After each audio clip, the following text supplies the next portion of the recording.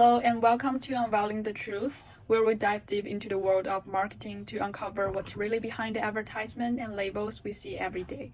I'm Audrey, and today we are going to explore the world of misleading marketing strategies, the subtle art of making you believe something that may not be entirely true.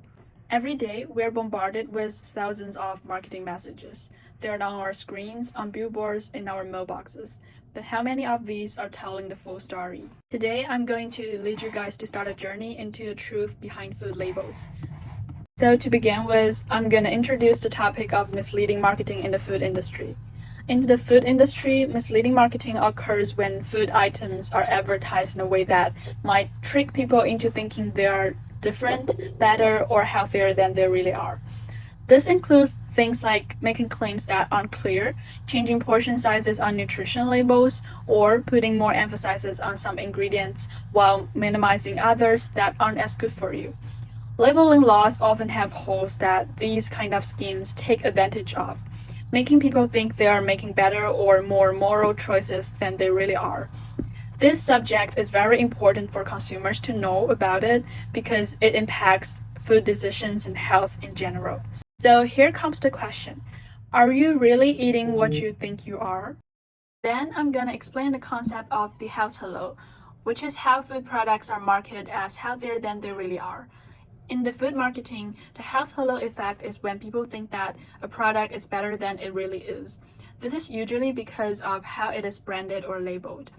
This might happen if they use words like organic, natural, gluten-free, or non-GMO, which give a product a healthy vibe no matter what nutrients it actually has. A snack that says organic on box might still have a lot of sugar or calories. People may think that the choices they make are better for their health because of this effect, but the nutrition benefits may not be that different from regular foods. And here are some examples of the health halo. In the next part, I'm going to discuss how serving sizes on nutrition labels can be misleading. So the serving sizes on nutrition labels aren't always accurate because they don't always show how much food most people actually eat. Manufacturers often list smaller portion sizes to make the product's nutritional effects look better, especially when it comes to the amount of calories, fats, sugars, and salt it has. For example, a snack might come in a package that says it only has one serving, but the label might say it has 2 or more pieces, which could make people think they're getting fewer calories and nutrients than they really are. Involving this behavior can lead to overeating and makes it hard for people to make smart food decisions. And then, these are some examples of products with surprisingly small serving sizes. Sugar is always a big component on the ingredient list, and now I'm going to talk about how sugars are hidden in foods using various names. So sugar in food are often listed under different names on ingredient lists, which makes it hard for people to tell when they're there. Aside from sugar, they can also be called fructose, glucose, syrup, like corn syrup or high fructose corn syrup, dextrose, maltose, or sucrose. These different names may be used by companies to hide how much sugar is in their goods.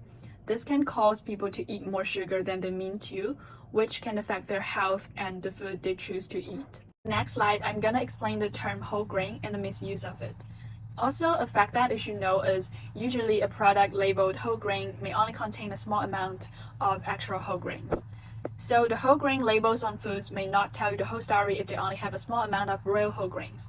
A lot of the time, these foods are mostly made with refined grains, but they are sold as whole grain. Here comes the buzzwords and vague claims in the food industry. People who sell food often use words like superfood and supports immunity without giving clear standard meanings. These words sound good and might be good for your health, but they don't have any scientific support or clear meaning. The word superfood is often used to refer to foods that are thought to have a lot of health benefits, but there aren't any agreed upon standards for what makes a food a superfood.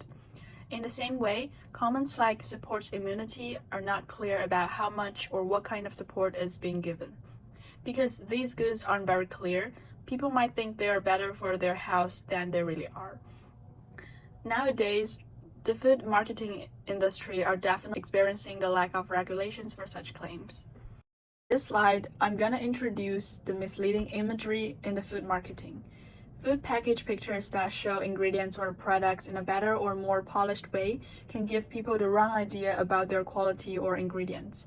For instance, a cereal box might show a lot of fresh fruits and nuts, making it look like these are important parts of the product, even though they might only be there in a small amounts or not at all. Also, pictures of beautiful green fields or farms on packages can make it look like the product is new, organic, or from the area, even if it isn't. These pictures can change how people think and feel about a product, making them think it is healthy or better quality than it really is. I'm gonna provide some side-by-side comparisons of product images and actual contents. In the food marketing industry, complex legal and ethical considerations must be navigated, and here are some principles that are critical. First, food safety is maintained through product safety measures and timely recalls. Second, sustainable and environmentally friendly sourcing practices must be used to avoid greenwashing. And third, engaging in socially responsible initiatives and maintaining ethical labor practices in global marketing efforts. The company must stick to these principles so that they can maintain consumer trust and the overall reputation of the food business. In the end, I'm gonna talk about the key takeaways. First, when it comes to health, avoid health buzzwords like superfood and supports immunity, which don't have clear meanings. Then, know that the portion sizes listed on labels might not accurately show how much food is normally eaten, which could lead to incorrect calorie and nutrient intake. Then, learn the different names for sugars and be aware that they can be found in many foods. Also, the labels that say whole grain might not tell you the whole story if the food only have a small amount of whole grains. Now I'm gonna provide some tips for the consumers. First, you can check the portion sizes to get a good idea of how nutrients you're getting. Compare the portion sizes on the package to how much you actually eat. Second, look for whole ingredients. If a product says it has whole grains, make sure they're the first item on the list. Third, understand sugar terminology. Learn the different names for sugar and read the chemicals list very carefully. Be skeptical of health claims. Check any health claims to see if they're backed up by solid scientific proof. In the end, you should think carefully about the images. Keep in mind that pictures of products are used for business purposes and might not really show what products is like. As we've seen today, the world of marketing is not always as straightforward as it seems. But by being informed and critical, we can make better choices as consumers. Thank you for joining me on this journey into the world of misleading marketing. Don't forget to like, share, and subscribe for more insights into the marketing world. Stay aware, stay informed, and see you in the next video.